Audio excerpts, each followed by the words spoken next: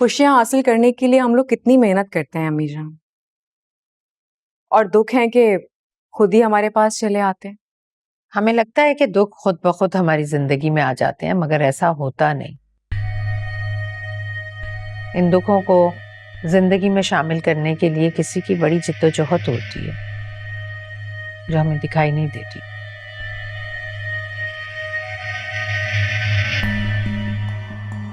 तुम खड़ी क्यों हो? बैठो। जी। बहुत सोच विचार के बाद मैंने फैसला किया है कि आसिया बेगम और इरम को भी सालगिरह पर बुलाया जाए। अरे वाह, ये तो बहुत ही जबरदस्त फैसला है आपका। लेकिन इस घर से उन्हें इनवाइट कौन करेगा? आप कहें तो मैं कर दूं? नहीं नहीं, ये तुम्हारा काम नहीं है। मैंने आदम भाई साहब को भेजा है उनकी तरफ।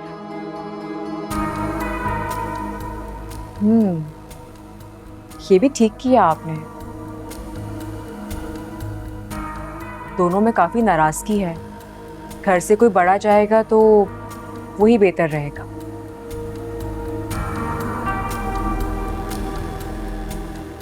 वो दोनों शामिल होंगी तो मुझे बहुत अच्छा लगेगा। कितने जबरदस्त फैसले करती हैं ना आप अम्मी जान। आपने आसिया फूफो और इरम को इस घर से तो निकाल दिया, लेकिन अपने दिल से नहीं निकाला।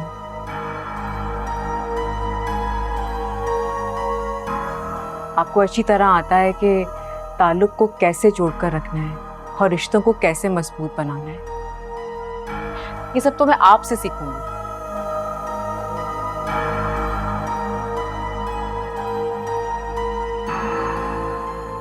अच्छी बात है।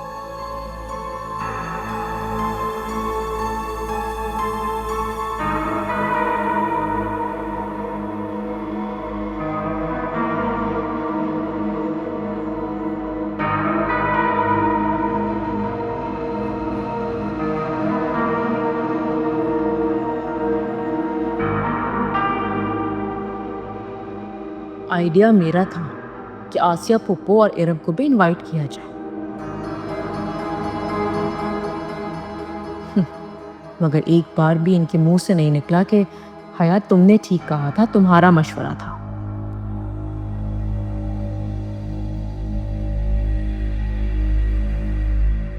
भाई तुम्हारा घर इतना बड़ा है कि यहाँ आकर इंसान खो ही जाता है।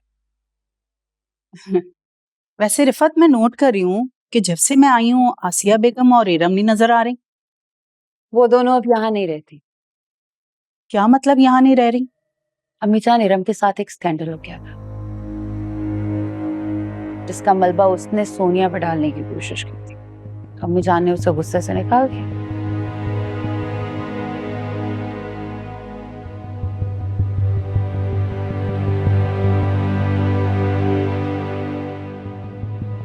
वैसे रिफत, इतनी बड़ी बात होगी और तुम मुझे अब बता रही हो? अम्मी जान, इसमें बताने वाली कौन सी बात है? सोनिया की इज्जत पे बात आ गई थी, इसलिए मेरा खामोश रहना बेहतर था। देखो जरा, इरम को मैं ऐसा समझती तो नहीं थी। कोई भी नहीं समझता था। कि तुम्हारे घर में हो क्या रहा है। खैर, कहाँ रह रही हैं आजकल वो? अम्मी जान ने नया घर लेके दिया, अच्छा हो गया चले गए। मैं नहीं चाहती कि वो मेरी आंखों के सामने आए, वरना सोनिया की मोहब्बत में मैं कुछ भी कर जाती। वैसे अच्छा तो नहीं हुआ, मगर तुम्हारे लिए फायदा है उनका यहाँ से चले जाना। वो अलग घर में चले गए, इसमें मेरा क्या फायदा हो सकता है? रिफत, इस घर में अगला राज तुम्हारा है, और जितने कम लोग होंगे तुम्हारा राज उतना ही चलेगा। तुम्हें मेरी बात समझ नहीं आ रही ना? पर एक वक्त आएगा, समझ भी आ जाएगी बात, जब तुम माँ की अकल को ना दाद दोगी अपनी। अम्मी जान, मैं ऐसा बिल्कुल नहीं सोचती। उनका यहाँ से चले जाना कभी भी मेरी प्रायोरिटी नहीं थी। मैं आसिया पुप्पो की बहुत इज्जत करती हूँ, और इससे पहले इरम से भी मुझे नफरत नहीं थी। मेरी प्रायोरिटी मेरी बेटी है, और मेरी बेटी दुनिया की हर चीज से बाला करे।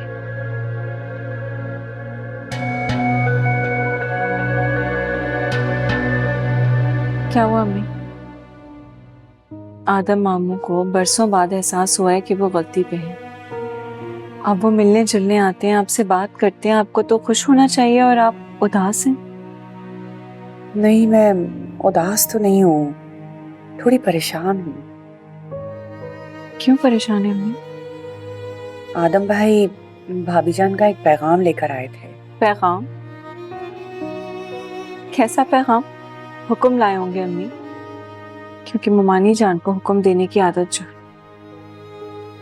राहिल की सालगिरह है और भाभी जान ने हमें इनवाइट किया है, बुलाया है। राहिल की सालगिरह का इनविटेशन ममानी जान की तरफ से?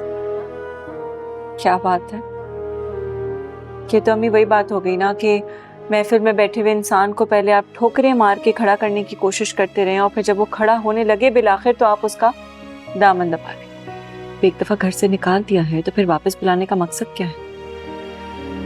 क्या देखना चाहती हैं कि उनके सताए हुए किस हाल में जी रहे हैं? अच्छा बस अब छोड़ो ना, आप इतना गुस्सा मत करो। इनविटेशन ही तो भेजा है भाभी जान, और भाई साहब ने इस चीज़ को अहमियत दी, इसलिए तो वो यहाँ लेकर आए। और सबसे सबसे खुशी की बात यह है कि मेरा मेरे भाई के साथ रिश्ता जुड़ गया है। मैं इस वक्त ना वो इनविटेशन की तरफ देख रही हूँ, ना भाभी जान की तरफ देख रही हूँ, मैं सिर्फ अपने भाई की तरफ देख रही हूँ, जिसकी मुझे बेहद खुशी है कि 20 साल के बाद उन्होंने मुझसे बात करनी शुरू की है। वो मेरे पास आते हैं, अब हम बात कर सकते हैं, हमारा रिश्ता दोबारा बहाल होगी। मेरे लिए इससे बड़ी बात और क्या होगी।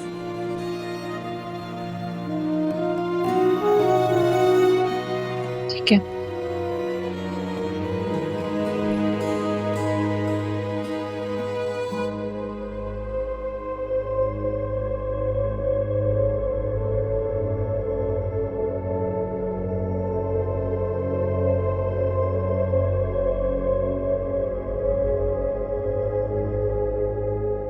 मेरे पास एक ब्रेकिंग न्यूज है तुम्हारे लिए। Breaking news? अच्छी है या बुरी? अब न्यूज तो न्यूज होती है, मुझे नहीं पता कि तुम इस बात को किस तरह से लोगी। चले फिर आप अपनी न्यूज मुझे बताएं। राहिल की बर्थडे में जहां और लोग भी आ रहे हैं, वहीं पे इरम को भी इनवाइट किया गया है। क्या इरम आप भी? आपको ये बात किसने कही? वही जो इस घर के तमाम फैसले करती हैं, आपकी प्यारी दादी जान। दादी को इरम आपी को बुलाने की क्या जरूरत थी? अरे क्या हो गया, तुम तो इरम के नाम से ऐसे डर गई हो जैसे पता नहीं क्या कह दिया मैंने। है आपी, आप जानती हैं कि एक किस्सा बहुत मुश्किलों से खत्म हुआ है और वो सबके सामने आके खड़ा हो जाएगा फिर से। क्या हो गया है तुम्हें? इरम का चैप्टर क्लोज हो चुका है, उसकी फाइल बंद। ये बात आप भी जानती हैं और मैं भी जानती हूँ कि हम दोनों ने बहुत चालाकी के साथ एक मामला खत्म किया है और दोबारा। तो फिर ये कि मैंने ये पढ़ा भी और सुना भी है कि सच अपने आप को मनवा के ही रहता है। You know what? तुम्हारे सच से ज्यादा मुझे तुम्हारी बुज़दिली से डर लगता है कि किसी ने तुम्हें थोड़ा भी प्रेशर में लिया और तुम कोई भी फजूल बात कह दोगी उसको। चलो, तुम्हें तो काफी दुख था ना कि बेचारी इरम आपी तुम्हारी इस घर से चली गई हैं। अब तो वो आ रही हैं, उन्हें अच्छे से होस्ट करना तुम।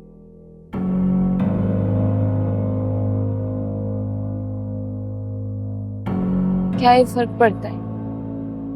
मेरी वजह से किसी का फैसला तो नहीं बदलेगा ना। पागल हो तुम।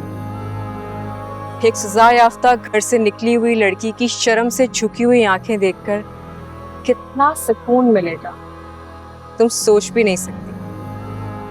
बहुत मजा आने वाला है।